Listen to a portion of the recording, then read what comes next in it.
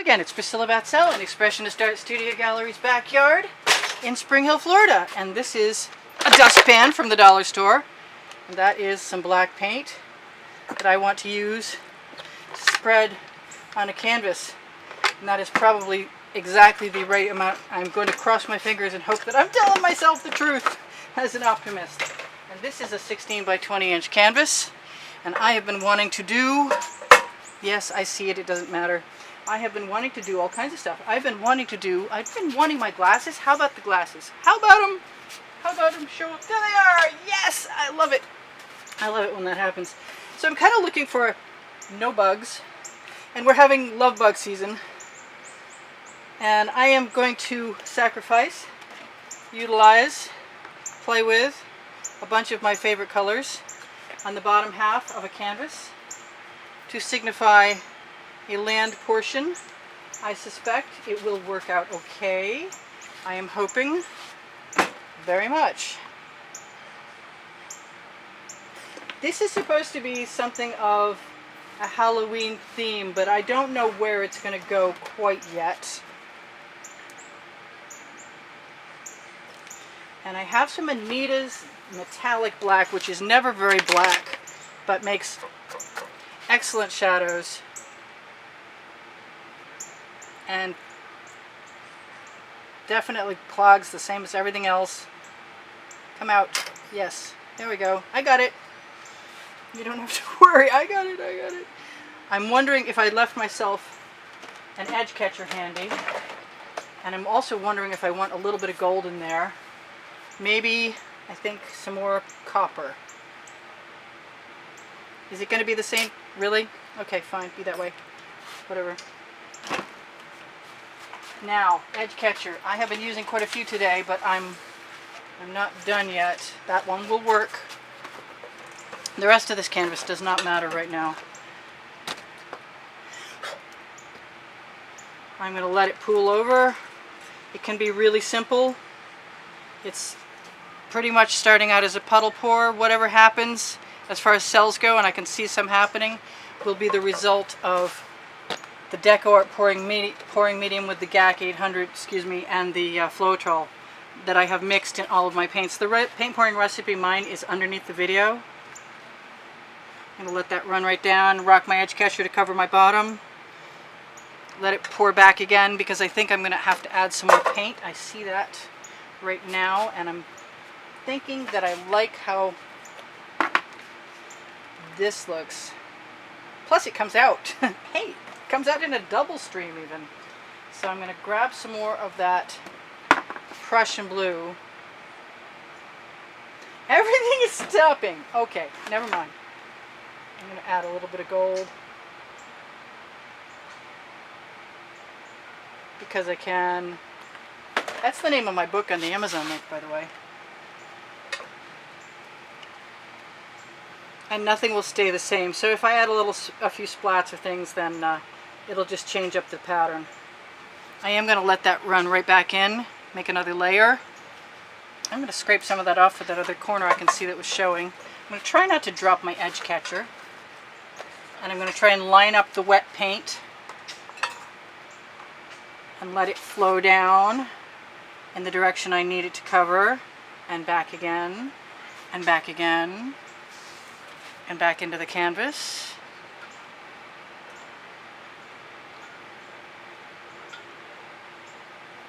Do I see a thing that does not belong? Small things. I think I often have the wind hurting my ability to keep things the way I would like them to. So all that's kind of cool. What else do I want? Anything? I might want to scrape off my edge catcher and use the paint in the design.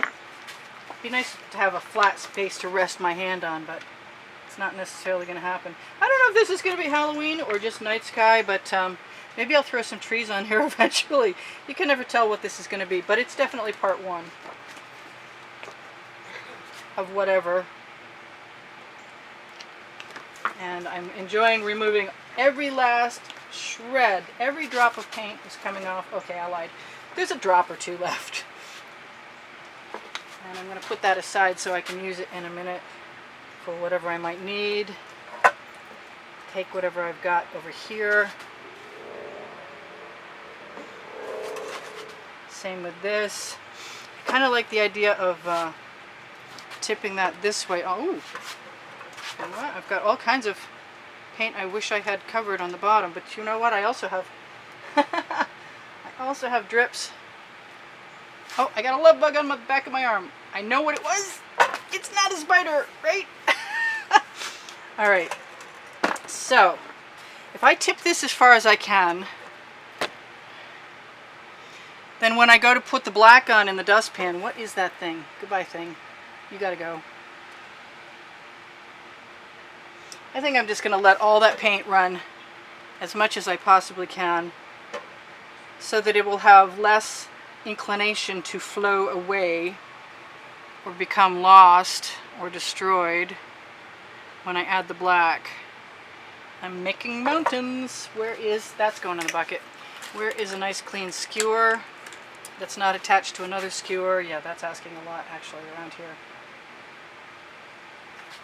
So I can manipulate paint with a skewer very easily. Must be a night sky day. And I could probably put something else up there at the top to make it flow even more so.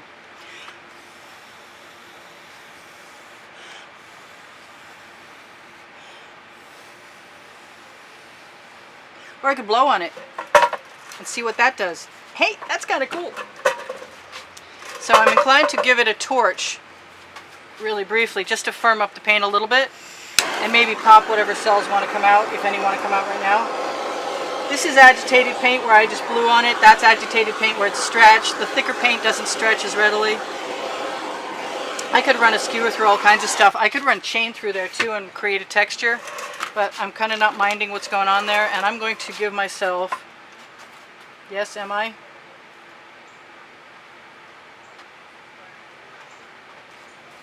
Permission to scrape out and hopefully not leave much of anything weird in there.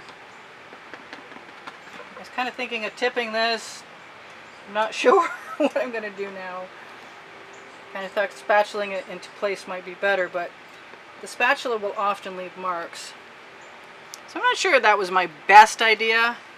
I'm not sure it's my worst either. Let's see what happens first before we call a judgment call on that. But that dustpan has got wet paint in it, so let's not worry about that. I am going to pull out a short edge catcher and use it as a tool to flow paint, because I can. And I'm going to scrape it off. And I'm going to try and continue that trend over here, maybe, if I'm lucky.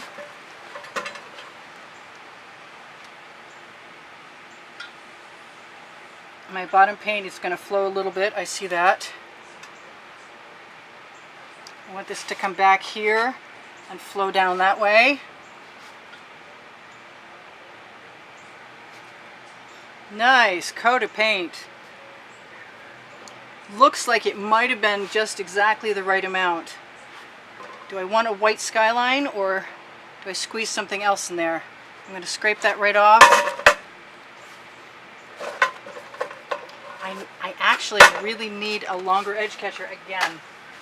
Boy, I'm teaching myself how to use these things so well that I can't really do without them. What do I keep hitting when I go over there? I don't know. But I'm going to have a fingerprint in my bottom. Let's see if I can make all of that paint. I see that thing that does not belong. Do you see that? Is that a bubble? I don't know. We'll find out in a second. I'm going to flow that paint right down over there. Yep, and back again over here. Whoops. And rock it on the edge catcher. I have a really nice smooth layer of paint there. Except for those things that do not belong. Which I would love to have my tweezers to remove, but they seem to have grown legs and walked away! Darn! Okay, well, I got some paint on my edge catcher. Hopefully I won't need that, but if I do, I can just nudge. You know what? I can use that. I can use that right now to fill in these little gaps. That's perfect. Although I really like that white gap. That's what's in my white paint bottles. Where did they come from? Yeah, she's crazy. Really, really, really like that white. It doesn't make any sense. I'm not supposed to have that white. I'm not wasting any paint though. So this scene is supposed to have a huge full moon in it if I allow it to continue on in the direction of being my Halloween theme. But I'm not sure it will be, because it seems kind of like a shame to get kitschy on something that's so cool. I'm actually using my leg now to rest my edge catcher on. Wonder what I could put in there to indicate the edge of the sky. I don't have any gray, and right now I kind of wish I did. A long time ago I bought some gray. I think I'll never get rid of it, and I didn't think I would ever use it, but at the moment, if I had some, I would like to use it. I'm inclined to, you know what I'm inclined to do? I'm going to take some of my Anita's metallic, and I'm going to squeeze it ever so briefly onto the place where I have the paint on the edge catcher, and I'm going to make gray because I can.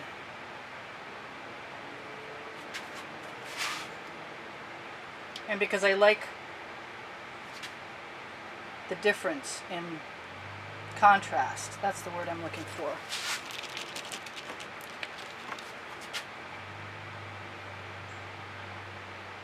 So I'm just using the point of my number 4 to help deliver, sort of like a stylus. I'm not going to worry about that dot in the sky because I'm putting stars in there. If it's, no matter what, stars are probably going in there. So I'm just nudging the paint ever so slightly, the tip of that, to make them want to join up together. And I like it. I like the contrast of the gray. It's actually going to be very metallic gray because the white was in Anita's metallic. And it was a lot lighter. It's a lot lighter gray than the gray metallic from Anita's. And I like that. Okay, well that's stage 1. I don't mind that gold. Do I want any more? I kind of do, you know? I'm going to use my butter dish. And I'm going to use my gray.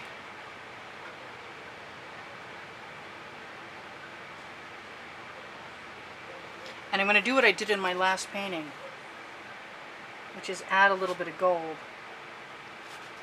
Just ever so carefully. Maybe too carefully right there. I got love bugs everywhere.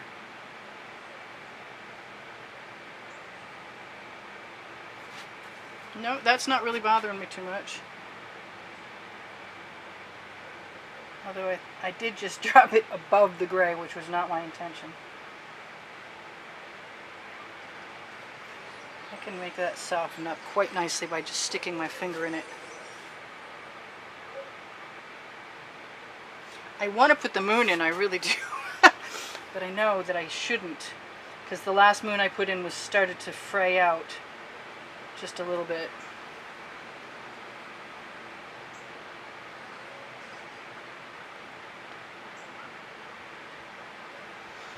There, if I put it on the edge of what might be, whoa, that was a lot.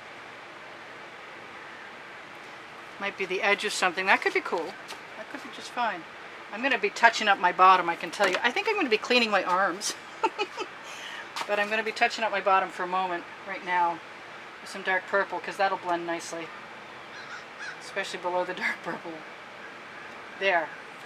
No more canvas voids. Touch that again. Nice wet black top from tilting. see that little piece of canvas wanting to come through? No, you don't. All right, I'm tempted to not torch the top, but if I don't, if there are any air bubbles in there, they will create a problem for me. So I'm going to torch the top and tell you guys, if you give me a thumbs up, it helps the YouTube algorithm know to give my videos the placement I deserve, so I can have more people see me, and when more people see me and subscribe, then I can keep coming back to you guys more often. I think a bamboo skewer is a really good idea for the for leading the little glints of moonlight. It's just make me want to put the moon in. But I'm glad to get rid of the idea that I might have bubbles. When I torch, it will release the warming of the paint releases the pouring medium. Yeah, I saw that thing. I don't know what it was. And I've got a little naked canvas there? How dare you? Anyway, so you guys have seen what I've seen, and it's a good first start, and even if I only ever put the moon in there, it'll be fine. But my Halloween theme may be, it might be a silver, you know, it might be a dead tree with some cats in front of the moon, depending on how big I make the moon. We'll see. Cross your fingers, there's a part 2. Well, there'll be a part 2 either way. So I love you guys, and thank you all for the great comments. Thank you for the contributions that have kept me painting all this time. If you want to continue and help me out some more, you may by contributing through PayPal or Patreon, and the links are underneath the video and on my YouTube channel header. Yes, I needed some other shape in there, and so I gave it to myself.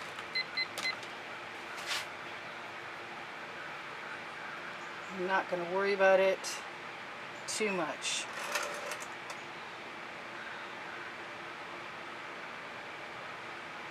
Good to give yourself permission sometimes.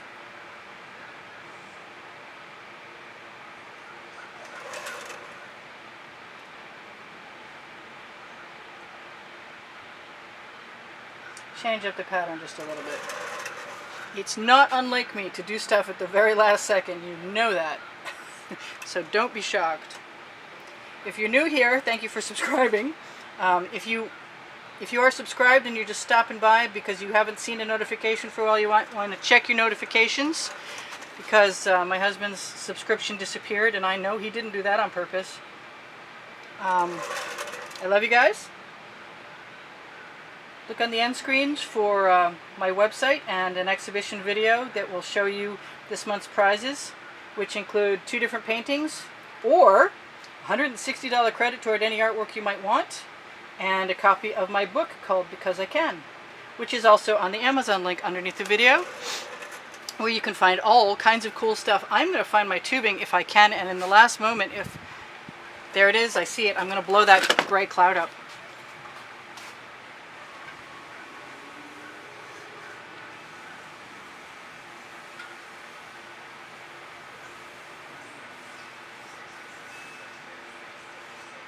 Which I kind of think I wish I'd thought of earlier, but it's still cool to do.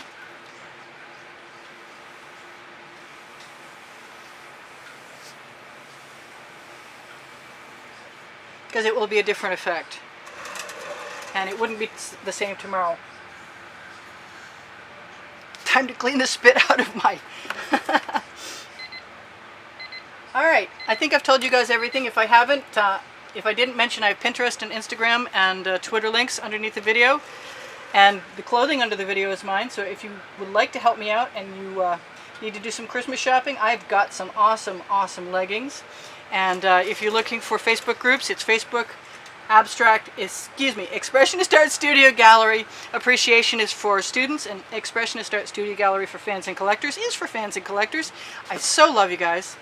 I hope you keep coming back, and I hope you binge watch some of my videos. I really appreciate that. And the longer you watch a video, the more help you are to me, because that's when the YouTube algorithm knows that I'm worth bothering with. And I would like to be worth bothering with. I'm not as popular as some lately, but I'm still here after 2 years, so I must be doing something right? I'll talk to you guys soon. I'll see you probably in another video, or you'll see me anyway. And this is Priscilla Batzell in Spring Hill, Florida at Expressionist Art Studio Gallery. I'm hoping you can see all of that. No, you can't. It's kind of dark, but it's very, very cool and moody.